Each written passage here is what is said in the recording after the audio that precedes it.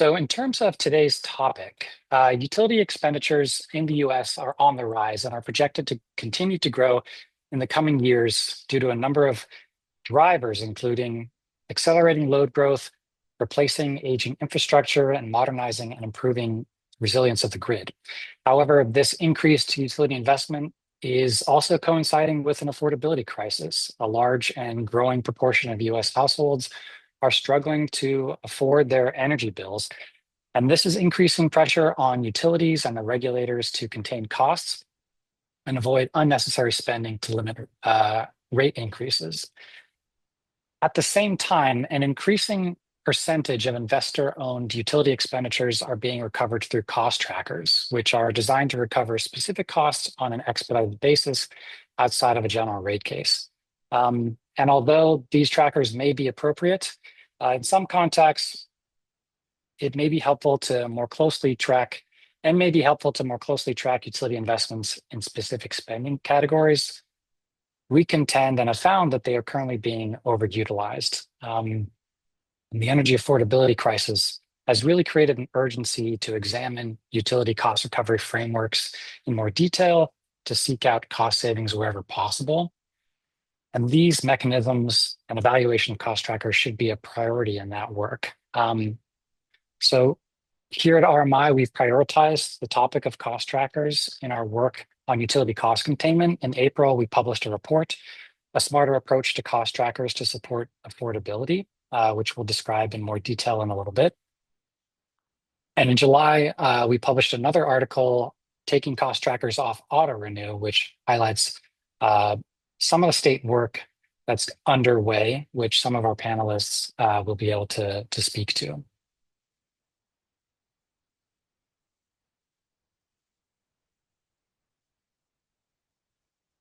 So firstly, I'm going to continue the agenda with a short presentation going a little bit deeper onto the subject of cost trackers.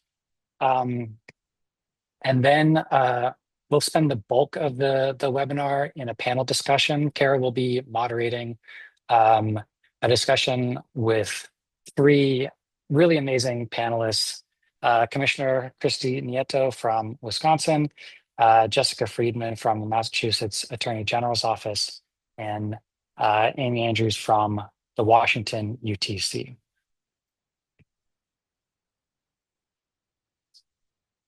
All right, give me a second to get my screens in order.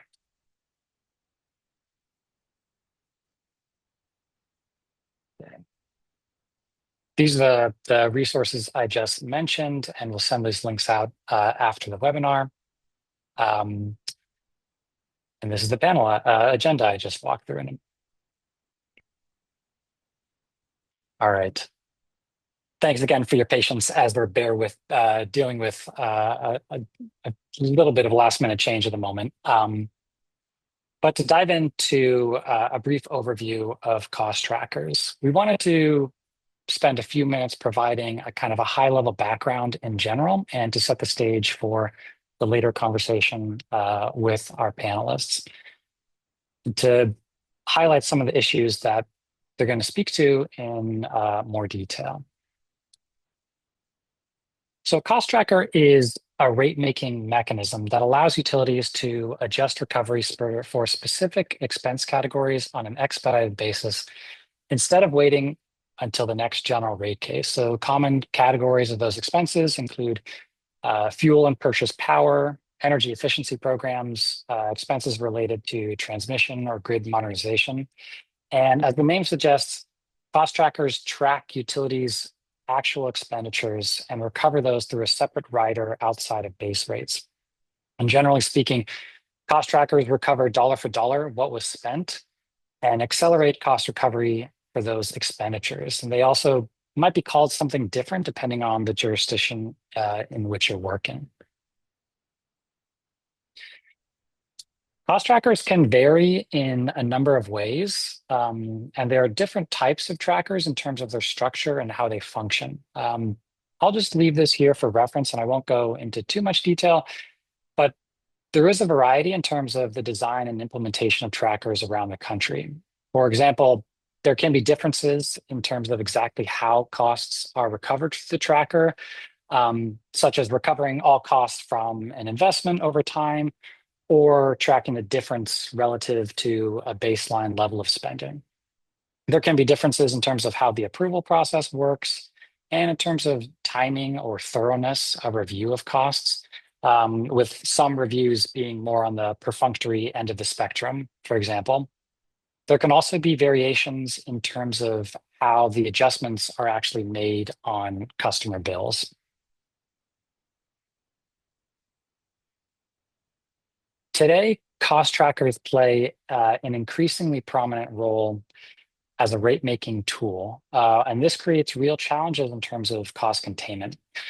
Originally, the regulatory intent for cost trackers was to reduce utility financial risk from expenditures that were large, unpredictable, and outside of utility control. And today, there's ample reason to suggest that cost trackers are being used well beyond the scope of these original criteria.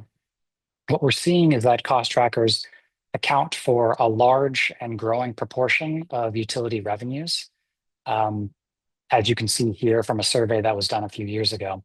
And we're seeing that trackers can represent a quite significant part of utility customer bills.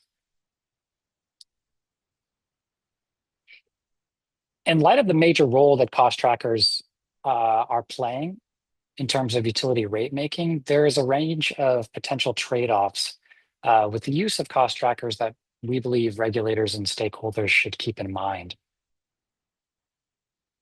Cost trackers may offer some potential benefits. So for example, they reduce financial and business risk for the utility by substantially reducing regulatory lag. This avoids uncertainty around cost recovery that is typically associated with a rate case, and this can improve cash flow for the utility. They can also make certain categories of spending easier to track and may allow regulators to use different rate-making approaches to different tracked costs, or allow regulators to be more prescriptive in terms of utility spending to meet policy goals. There's also the potential for increased transparency when tracking specific costs. And theoretically, cost trackers may reduce the frequency of rate cases, although, as we'll see, there may actually be the opposite effect in terms of administrative burden.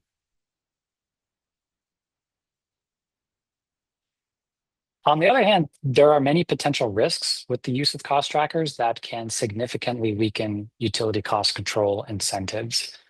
The flip side of the reduced regulatory lag that I mentioned that reduces financial risks for the utility also reduces cost containment incentives. In general, regulatory lag creates an incentive for a utility to manage costs effectively because it cannot immediately pass cost increases on to ratepayers and typically has to wait for the next rate case. Reviews for cost trackers also tend to be less thorough compared to base rates. And if there isn't careful assessment of costs that are recovered through trackers versus recovered in base rates, there can be a risk of double recovery. Trackers can, in some cases, effectively guarantee cost recovery, which weakens incentives to contain costs. And when applied to capital expenditures, trackers can exacerbate CapEx bias and gold plating and incentives to invest in solutions that provide an opportunity to earn a higher return. With the proliferation of trackers that we're seeing in many states, it can actually increase administrative burden for public utility commissions and staff and other stakeholders in terms of the number of proceedings that are involved and keeping track of them. So taken all together, trackers, from our perspective, can create perverse incentives and make addressing affordability concerns more challenging.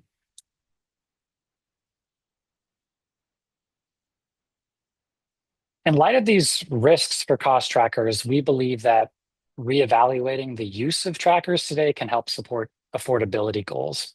To that end, we recommend that regulators and stakeholders revisit the rationale for the use of trackers in general, retire trackers when they are no longer necessary, consolidate costs back into base rates when appropriate, and implement strong cost control solutions for any trackers that remain in place. And to expand on that last item a bit further, we've outlined 4 primary strategies in that recent report I mentioned for how to contain costs for existing trackers. Firstly, it's really important to understand the scale and breadth of tracker implementation to date, and especially to analyze the aggregate impact of cost trackers on customer bills. To do this, regulators can establish cost tracker reporting requirements or monitor the use over time. And I know Amy and Jessica in particular are planning to discuss recent efforts in Washington and Massachusetts along these lines to understand the size of the problem, so to speak. Second, regulators can reintroduce the risk of disallowance for tracked costs. This can help rebalance the risk between ratepayers and shareholders, encourage cost discipline, and help to mitigate the incentives against cost containment that we believe currently exist under cost trackers. For example, commissions could implement a spending cap or disallow recovery when certain performance standards are not met. Regulators can also incentivize more efficient spending under trackers using tools like shared savings mechanisms where the utility can share in savings that are generated, or things like fuel cost sharing, which is specific to fuel and purchase power costs, but is intended to address issues that are created when 100% of fuel costs are passed through directly to utility customers. Finally, regulators can strengthen the burden of proof for new trackers and establish clear and robust criteria and principles for when trackers should be approved, as well as to sunset trackers that no longer meet those criteria.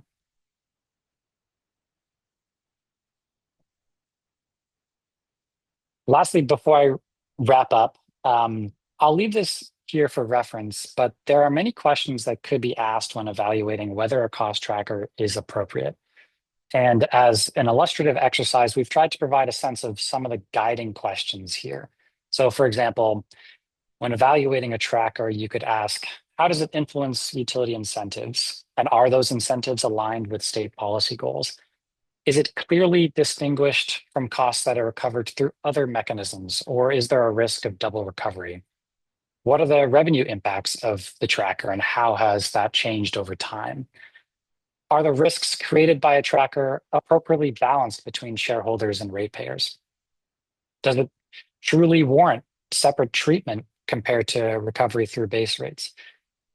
Among many other questions as you see here. So with that, I'll just wrap up this initial overview of cost trackers. And I think questions have been coming in the chat, but maybe we could turn to a few of those as we have time. Otherwise, we'll be able to move on to the actual panel discussion. Thank you so much, Oliver.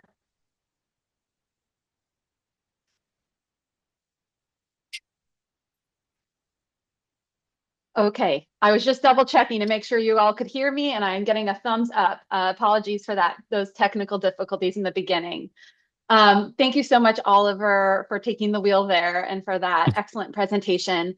I'm not seeing actually any open questions right now. Just a reminder, please do add any questions to that Q&A function at the bottom of your Zoom screen. But I think we'll move on to our panelists discussion and can return to questions at the end. Great. Well, I am pleased to introduce our wonderful panelists for this portion of the discussion today. First, we have Commissioner Christy Nieto, who was appointed to serve as commissioner on the Wisconsin Public Service Commission in February 2024. Christy has served in a variety of roles at the PUC for more than a decade before her appointment to commissioner. And she also serves as chair of NARUC's Committee on Consumers and Public Interest, and also sits on NARUC's Committee on Energy Resources and the Environment. Next, we have Amy Andrews, who joined the Washington Utilities and Transportation Commission in February 2012. In her current role, Amy serves as an accounting and energy policy advisor to the agency's 3 commissioners. And Amy also serves as a member of the NARUC Staff Subcommittee on Accounting and Finance.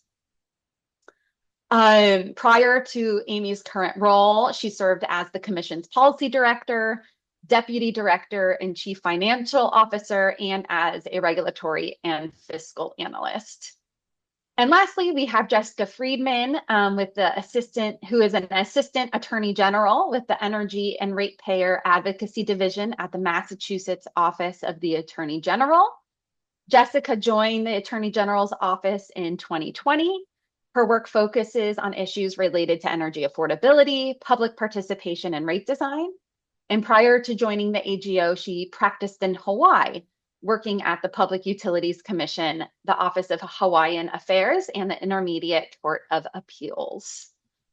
Thank you all so much for joining today.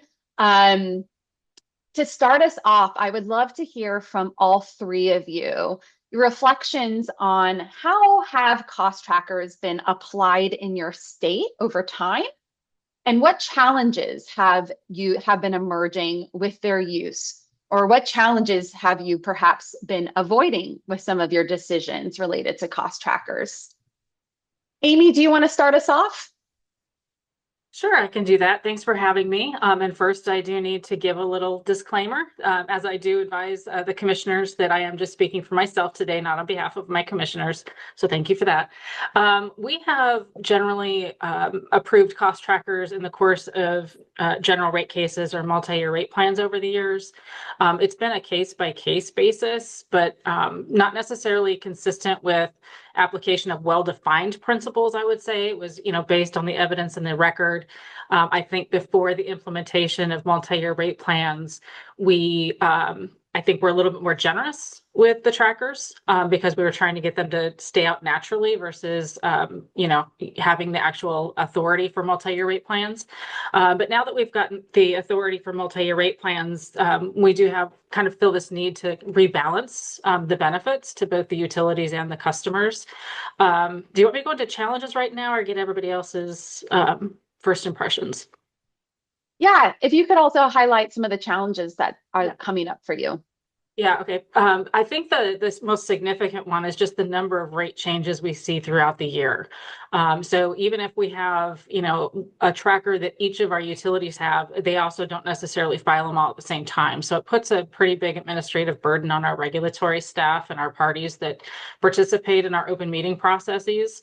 It also does have the impact of increasing cost to customers by the amount of the carrying charge. So basically that's an interest that is allowed to be accrued on those charges.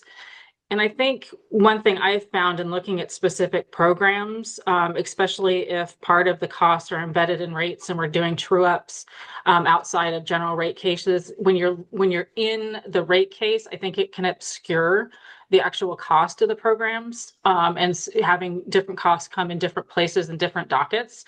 And finally, one of the concerns that I have is kind of the lack of understanding of cost trackers, in that they're not always bad. And I think there's a misconception that if we eliminate the trackers, it's going to reduce rates significantly, and not necessarily the case, as those costs still exist. It's just how are you and when are you allowing the companies to recover the costs? So I think that's one thing that I get concerned about with sometimes we hear that, the elimination of trackers is going to be a solving part of the affordability crisis, when I think the carrying charges is really the biggest portion of that concern. I think that's all I have. Let others go ahead and have their say. Yeah, thanks, Amy. Jessica, how is the topic of cost trackers showing up in Massachusetts? Sure, thanks, Kara. I'll start by sharing that trackers have been broadly used in Massachusetts for quite a while. Just to share kind of the scale that we're talking about, our electric companies have over 18 cost trackers each, with up to 25 for one company. And for our gas companies, each have over 12 cost trackers. And we're seeing a significant portion of a customer's bill being recovered through cost trackers. for the delivery portion of the bill for electric rates, we're seeing about 60% of the delivery portion recovered through cost trackers rather than through, base rates. And then for gas, it's, I think, a little bit less, varying between the peak and off-peak periods. So I know that some jurisdictions may utilize trackers less broadly. And just, we do have a clearly articulated standard in Massachusetts. It's similar to what the RMI report talked about, but in Massachusetts, the department considers whether the costs are volatile in nature, large in magnitude, neutral to fluctuation in sales, and whether they're beyond the company's control. I think my office, we're the statutory ratepayer advocate in the Commonwealth. We have felt that sometimes in application, the department has not always narrowly applied that standard. But we do right now have an ongoing proceeding where the department is re-examining all delivery charges on the bill. So we see this as a real opportunity to address some of the concerns we have relating to the fact that such a significant portion of the bill is recovered outside of a rate case. And Kara, I can go further into challenges or pass to the commissioner. Yeah, Jessica, maybe we'll return to the challenges when we talk about some of the actions you all are taking and the opportunities there. Commissioner Nieto, would love to hear your reflections from Wisconsin. Yeah, thanks, Kara, and thanks to RMI for having me here. I will give you all an example from Wisconsin. We're an example of a state that does not rely heavily on cost trackers, and I can share a little bit about the reasons why, and perhaps provide you with a point of comparison here. Every state has developed its rate making process and framework differently over the years. So we really only use cost trackers for fuel costs, and then we have very, very limited escrow accounting treatment. One of the only examples I can think of is for pension for utility employees. And that is, again, where it was determined somewhere along the line that that expense was essentially unable to be reliably forecasted whatsoever. But in Wisconsin, we regulate utilities under a traditional rate of return framework. And like many of you, we set a revenue requirement based on an estimated future test year. And I think more than probably half of the states in the United States use future test years. I'll get to this, but that's actually another kind of revenue assurance mechanism, the use of a future test year in and of itself. So in general, we're setting a budget for utilities, and that's the kind of the budget they will have for the next year and the year after that. We do rate cases for IOUs every 2 years, sometimes every 3 or 4 years. And then the commission doesn't micromanage what happens after that. So if there was a line item that was over forecasted, the utility would retain the difference. And if it was under forecasted, then the utility loses the difference. And what that generally means at the end of the day is that once the rates are set, utilities are ultimately subject to cost and revenue risks. And that is by design. And I think as Oliver set up, and as we all know, really starting around the 1970s and the 1980s with the purchase gas and fuel cost adjustment clauses, regulated utilities started to seek a pretty wide range of modifications to the rate making process. And all these modifications, they can fall under this broad bucket called cost recovery and revenue assurance methods. So trackers are one of those.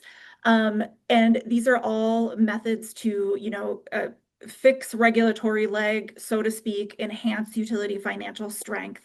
But the list of these methods has really grown over the years, and they do include things like using future test years, higher fixed charges, using QIP and AFUDC, in some states, customer prepayment of costs, revenue decoupling, formula rates, or single issue rate making. These are all add-on mechanisms to either assure revenue or to assure cost recovery. And so I think just from the Wisconsin perspective, one thing we look at is number one, regulatory lag is an intentional incentive mechanism. It incentivizes utilities to innovate and to find efficiencies within a test year and to find savings. And that is very much in keeping with the regulatory compact. And so when you use these special mechanisms, every one of those that you use and you layer on, you're really pulling risk away from the utility investors. And that risk doesn't disappear, though. That risk shifts over to the customers who are backstopping. And so the more of those shifts that you layer on, so to speak, the more you're really changing your overall risk allocation framework. And you're putting that risk on customers who they are unable to manage risk. They aren't making utility decisions. They aren't strategic decision makers. So you're putting it on a group who doesn't have the agency to manage the risk. And they don't reap the rewards of those like financial gains. So they weren't intended to bear all of those risks in the first place. There was kind of an intentional balancing at the outset of rate of return rate making with that built-in lag. And so in Wisconsin and generally through our orders, we've stated that we believe we already use future test years. We use other rate making mechanisms together with, you have fair authorized ROEs, all of the pieces that we're already using together. They are more than enough to create a reasonable opportunity for utilities to earn their authorized return. And it is an opportunity, not a guarantee, even in the face of unexpected costs that come up. So that's the way we look at it. And that is why we have not expanded much in the use of trackers or surcharges on our bills. Yeah, thank you so much, Commissioner Nieto, for painting that sort of holistic picture of the cost recovery framework in Wisconsin and how you all balance this need for predictability and assurance of cost recovery and revenues, but with ensuring that there is an unbalanced risks on customers and thinking about how different components of the rate making process can work together. For Jessica and Amy, we heard a little bit in your opening remarks that both Massachusetts and Washington are undertaking efforts to take a look at cost trackers in your states. I would love to hear a little bit more from each of you in terms of how that process has looked and what you see as potentially the opportunity for reform of cost trackers in your states. Jessica, do you want to start us off? Yes, thank you. Yeah, we have an ongoing proceeding that was initiated by the Department of Public Utilities in Massachusetts several months ago. They started out by asking all of the gas and electric companies for a lot of information about, what trackers they have been approved to use, and also the amount of revenue collected through those trackers. And I recognize that it was a big effort for the utilities to pull that all together. And, my office has found it really helpful to have all of that information in one place. They asked several questions, one of which is about use of cost trackers, and they've indicated that they do plan to think through whether kind of the status quo should remain in place. My office has advocated for really kind of an evaluation of every cost tracker to see whether it provides or it enables the companies to provide core distribution service. So we're essentially recommending a new test to replace the existing standard that I shared earlier, kind of a return to a bit of more traditional approach to cost of service regulation. So things like, trackers for fuel and transmission, for generation. And in Massachusetts, we do not have vertically integrated companies. Those would remain in trackers, but anything relating to O&M expenses, including we have pension trackers. We've had in the past vegetation management and storm cost trackers. All of that would be returned to base rates and evaluated through a rate case. And we see that, to the commissioner's points, as a way to ensure careful and close scrutiny, as well as scrutiny sort of the magnitude of changes that a company is proposing in a rate case. So we think that would benefit customers, perhaps not immediately, but in the long run, to incentivize the companies to control costs and to more efficiently use the funds available. Some other things that are being considered through the proceeding are the number of changes throughout a year that customers experience in their rates. And in Massachusetts, especially for our electric companies, rates are changing several times throughout the year.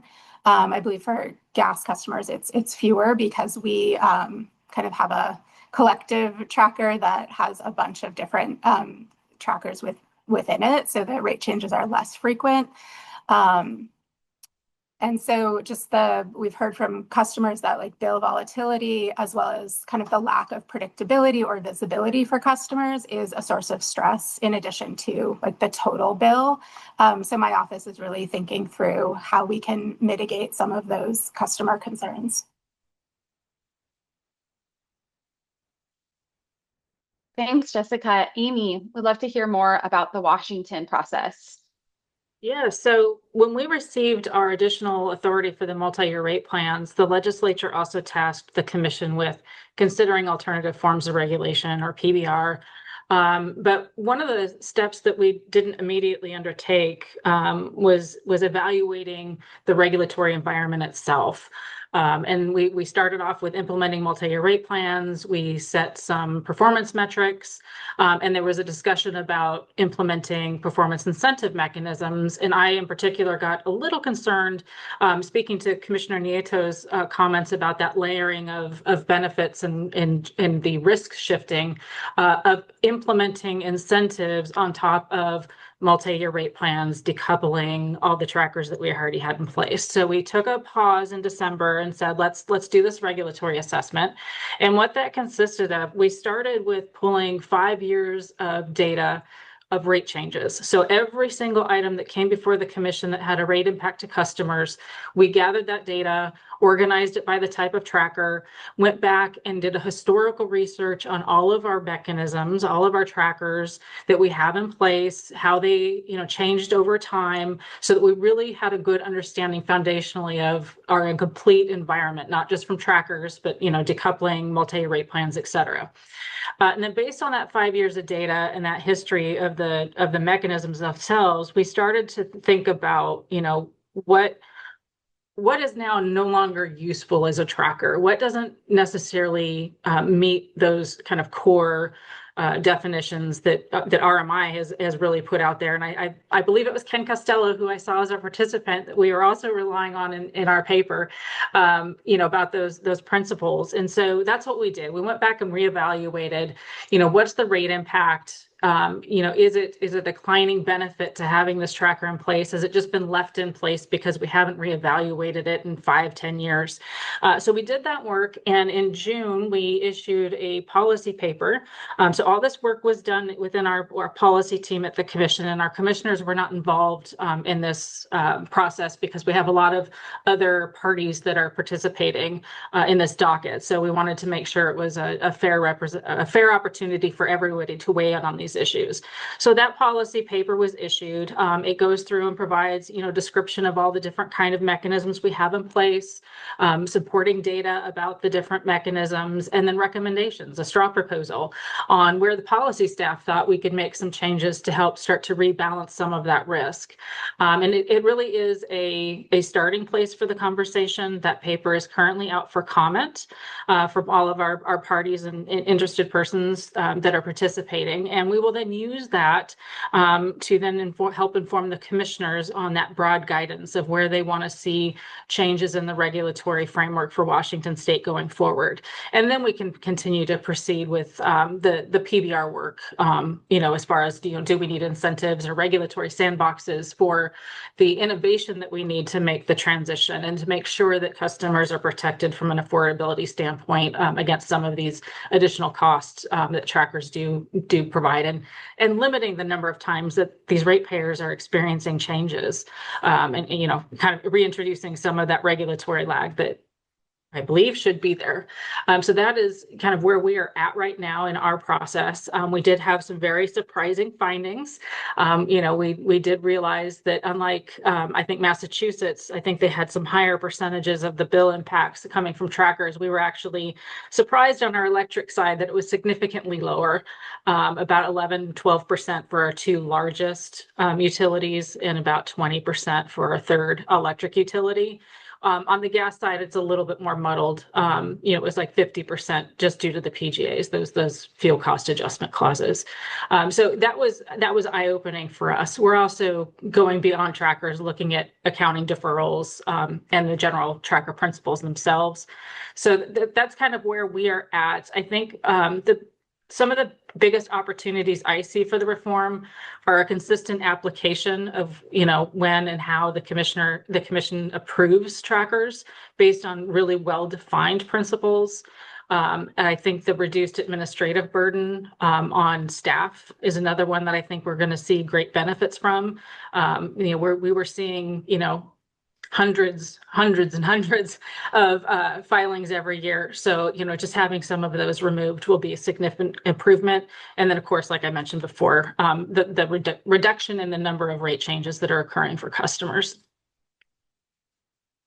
Yeah, thank you so much, Amy. And if you all are interested, Marco Solomon just added to the chat links where you can find that regulatory assessment that Amy just referenced, as well as a link to the proceeding that Jessica discussed as well.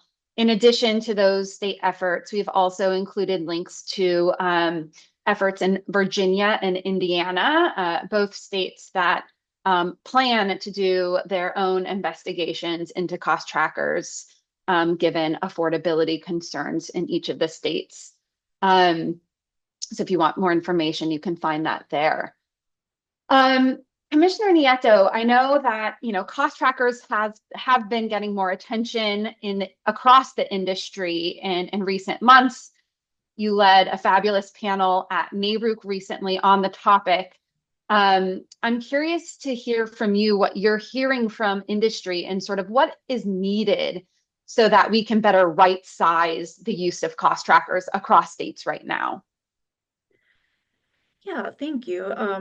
Great question. And I just hosted a panel at the NARUC Summer Policy Summit, which had a great title, which was Easy Riders. And it was all about if riders are friends or foes to affordability. And heard some great insights from around the country, including some of the examples and reports that you have linked here. And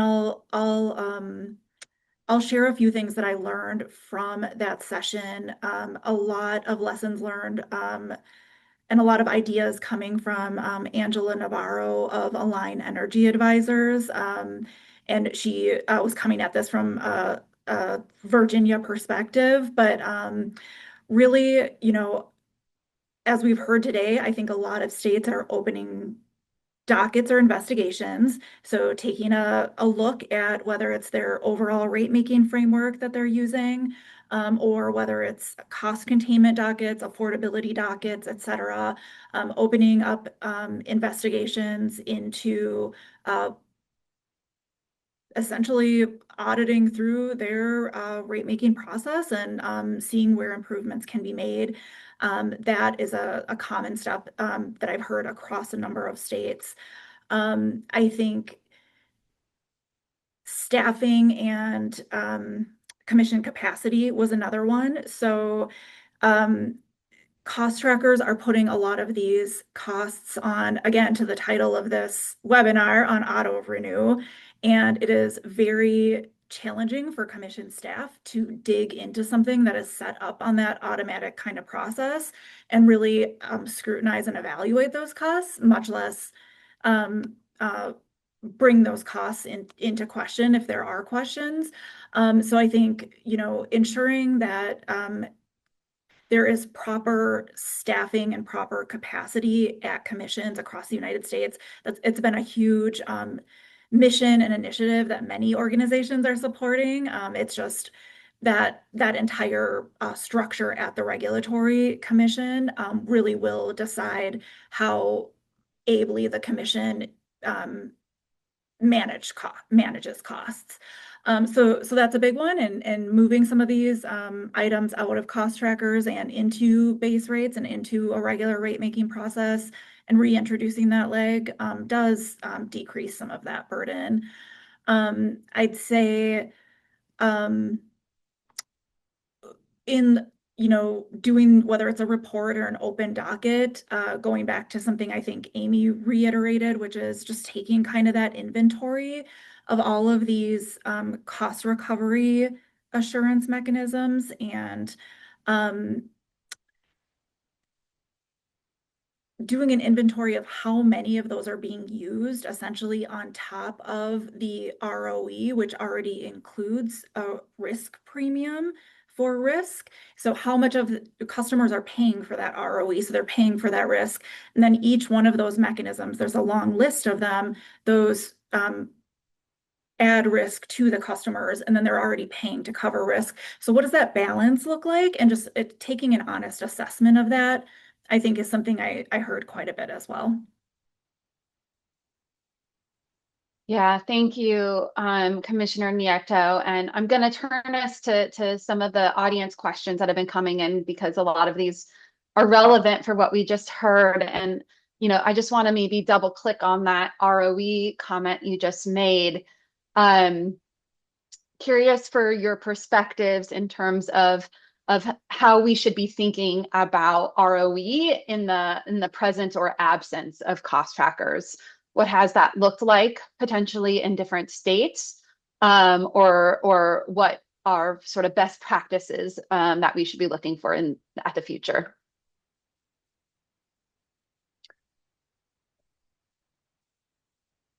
Amy or anyone, I welcome anyone to respond. So it's a little challenging for me because we currently have 3 of our companies in for rate cases. So, and some of those issues are being addressed there. I will just say generically, in my opinion, I think it absolutely needs to be in consideration. How long of a rate plan are they getting? How many trackers are they getting outside? How many accounting deferrals do they have in place? With the entirety of the utility's financial health, right? We still have to make sure that we have a viable utility to provide the reliable service. So that's that balancing act that our commissioners get to play and work. I feel for you, Commissioner Nieto. I would not want that job. So those, I think it all should come. I think it needs to be a holistic look. And I think that's where, to me, it needs to take place within a general rate case or a multi-year rate plan setting where you get that evidence in the record. We've kind of steered away from it in our policy docket just because it's non-binding and we're not really getting the specifics of each utility necessarily in those dockets. So I do think that it does definitely belong in a GRC, and it definitely should take into account the amount of revenue they're receiving on an expedited basis.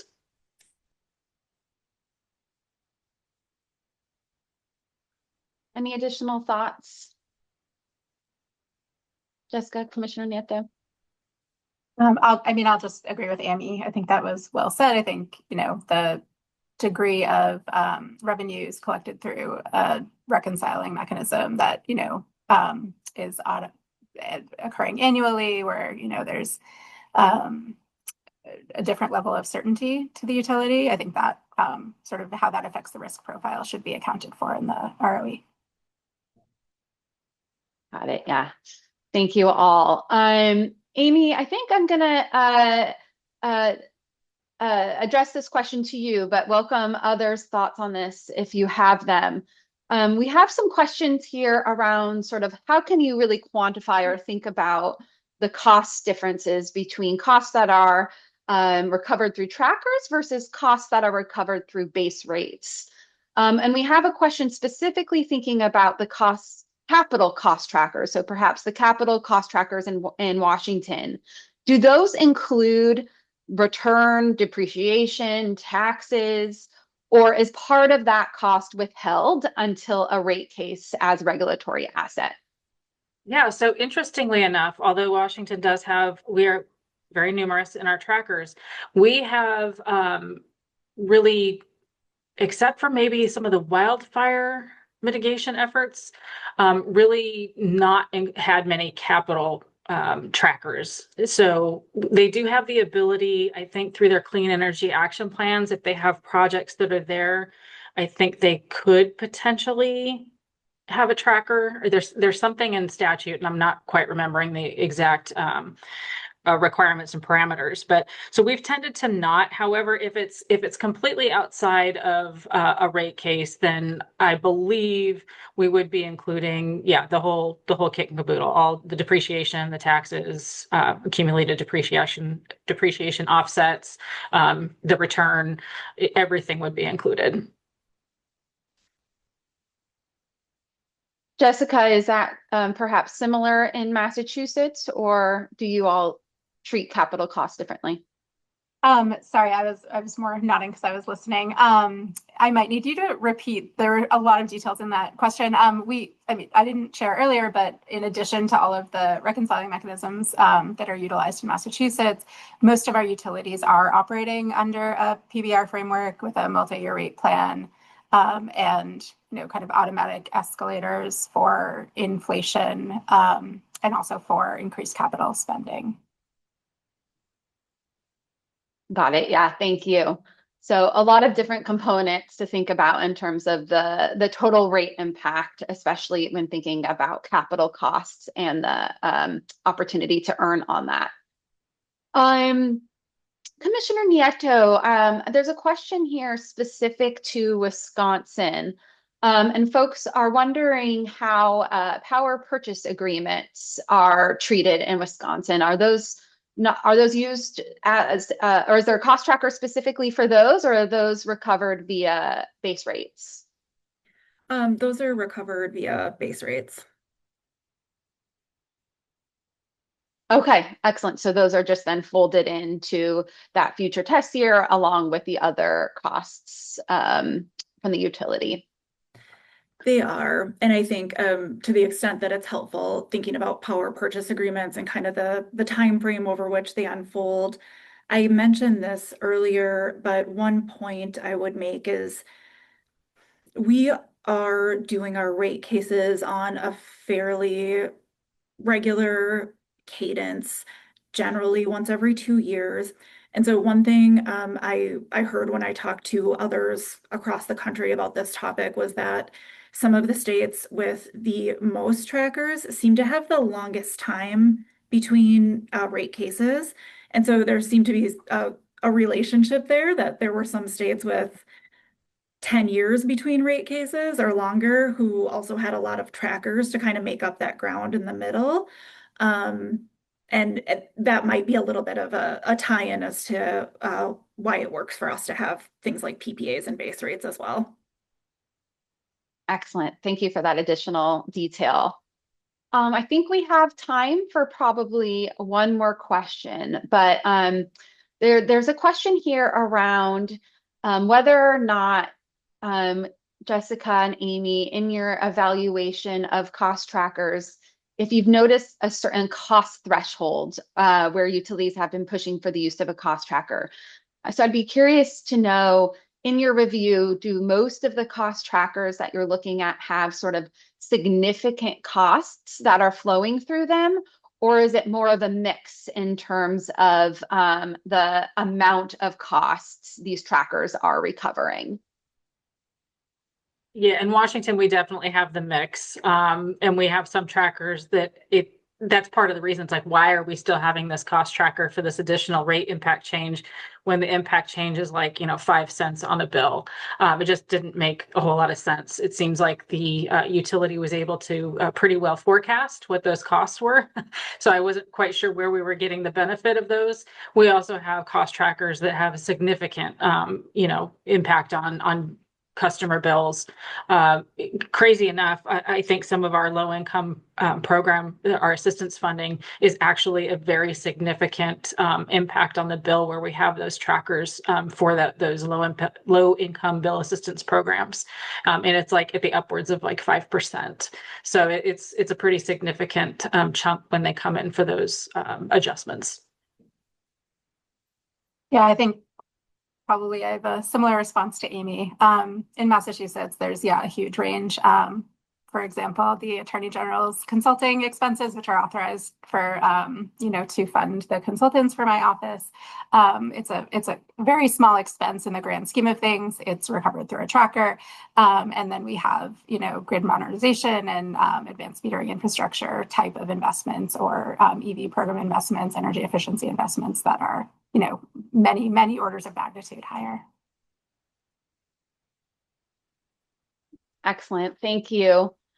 Well, I think with 5 minutes left, I'm going to leave it there. I want to thank you three so much for joining us and sharing your thoughts and perspectives on this really important topic. And I want to thank all of the participants who took time out of their days to also join us to learn more about cost trackers and think potentially about how these mechanisms might evolve in the states you work on. I think we heard a lot of really interesting perspectives on how to think about the whole utility cost recovery framework, right? And understanding where risk is perhaps unfairly put on customers, or where there may be shifts, and not just solely thinking about cost trackers as individual mechanisms, but really how they fit into the larger rate making process. We also heard, two different stories around how cost trackers have been evolving in different states, and the opportunities that we see for not only evaluating, but actually reforming how these mechanisms might be used in the future.